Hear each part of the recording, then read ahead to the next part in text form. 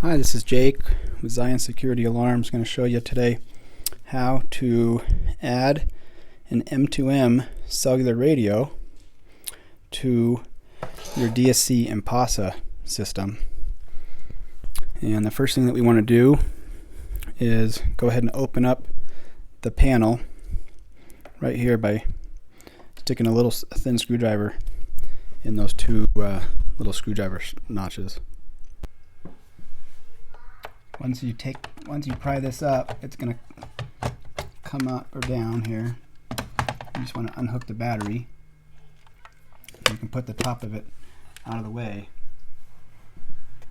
To wire these, you're going to want to go behind the keypad. So you're going to want to unscrew the screws and get these wires coming in from the back, so we can connect them up right down here in these terminals here on the bottom.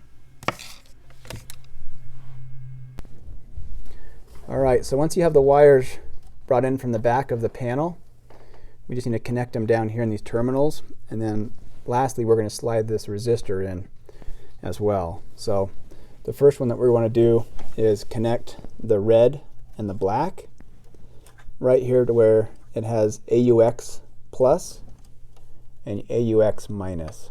Okay, so those are the first two, and I'm just going to leave the, let me tighten the red, but I'm going to leave the black loose because the resistor goes into that one.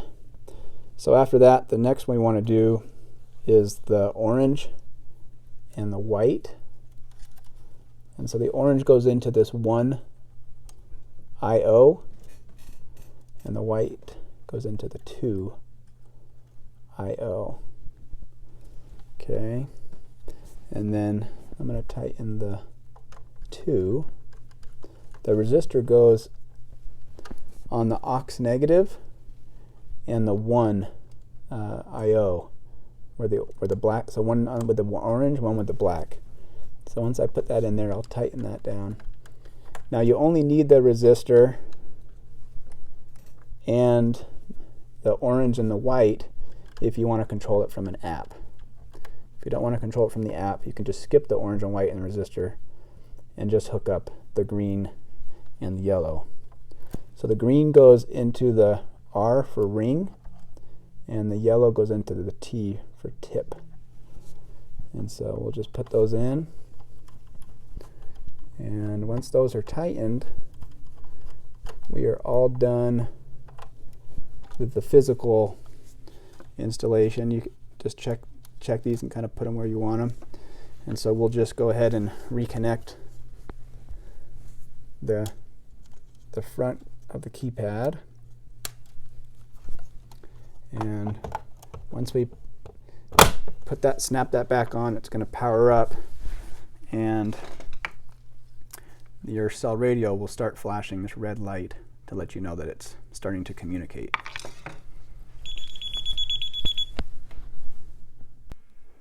Okay, once it's powered back up, we're going to want to go into programming. We don't always know what the installer code is, but a lot of times, if it has an ADT logo, a lot of times it's going to be, we'll do *8 6 3 2 1. That takes us into the programming. From here, there's a few sections we're going to have to check out. The first one is 0 1 5, and when we go into this, we just want to make sure field 7 is off. You look right here. That's what it looks like if it's on. That's what it looks like if it's off. So it already was off. Okay, the next one we want to go into is 301. And this is where we might only see letters. If we only see letters, we want to replace those with some numbers. So I'm going to put in 1 2 3 4 5 in here. Actually, I'm going to start it back from the beginning here, from these arrows. I was over there. 1 2 3 5 6. Okay. So as long as you have some numbers in there, 1 2 3 4 5 6 is sufficient. F just means nothing. It means nothing's there, so it can be more if you want. So once we have some numbers in there, the next part we'll want to go to is 310. 310 is where you'll have a 4-digit account number. You might already have an account number in there. You'll want to put in your new account number, and once you type that in there, then you'll push pound. And you can still have 2 F's at the end, because again, those just mean nothing. Like there's no data in that space. Okay. The next thing that we want to do is you can check this 350, and this just needs to have 03 4 times. It already does, but we'll go through it just in case. Okay, the next one is 351. 351, you just want to make sure there's a 1 that's on right there. That's off, that's on. Okay, push pound. We can go to the next one. 367 is the next one, and we want 1 to be on. Right now it's off. So we'll just push 1 and then it shows up there. We can push pound. The next thing we want to do is go to 3380, and when we're in 380 we want to make sure 1 is on, which it is, and make sure 3 is off, which it is. Okay. Once we do that, we want to go to 381. 381, we just want to make sure 7 is off, which it is.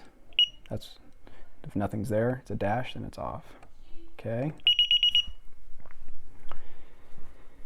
Now, if you don't want to try to control the system from the app, you can stop right here. If you want to control it from the app, you would continue to do a couple more of these settings. So the next step is go into 206. We're into 206, we want to push 1 and turn on 1. Okay. Then we'll come back out and we'll go to 003. In 003, we want to do 22 and then pound. And then we want to go into 013. 013, there's a bunch of different options here, and we want 1 to be on but 2 to be off. So I'll push 2 and turn 2 off. 6 and 8 are on, but those aren't part of what we're doing. Okay. The next one is section 133. In section 133,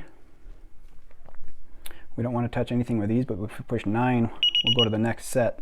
In the next set, you just want to make sure that the 7 is on, which it is. So we're good there. And the last section is 009.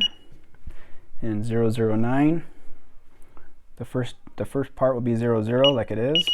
The second part we're going to make it 05. Then we're all done. We just push pound to exit programming, and the system is all programmed up and ready to work. And this your cellular module will have a red light that it's on, and we can go ahead and send a test signal now. Now you might be wondering where you can put this. So if you want, you can put this right under it. You can tighten these wires and stick it right underneath it. You can barely see it. The antenna you can stick outside, or you can stick it inside. If you make your hole big enough in the wall behind the keypad, you can actually fit this whole thing in the wall. So it's a little bit up to you on where you want to put it. Okay, when you power it back up, it's going to flash and it's going to show you this yellow triangle because the date got wiped out when you unhook the battery. So you could go, if you push star and go to system troubles, it'll tell you loss of clock. If you push star when it says loss of clock, it'll let you just put the time back in here. Okay, so whatever time it is, the date will usually stay there, but maybe just the hour or minutes might stop. So if you put that in, then that'll clear that yellow triangle. Now, next thing you want to do is just send a test signal. Easiest way to do that is if you push the star and just move over till we get to user functions. push star again, typing in your master code. There's a section in here called System Test. That's a good one. That's either you can set the alarm off to test it, or you go here to System Test, and that'll send a test signal. And so if I push star, you'll see it makes a really loud noise, but it'll send a test signal.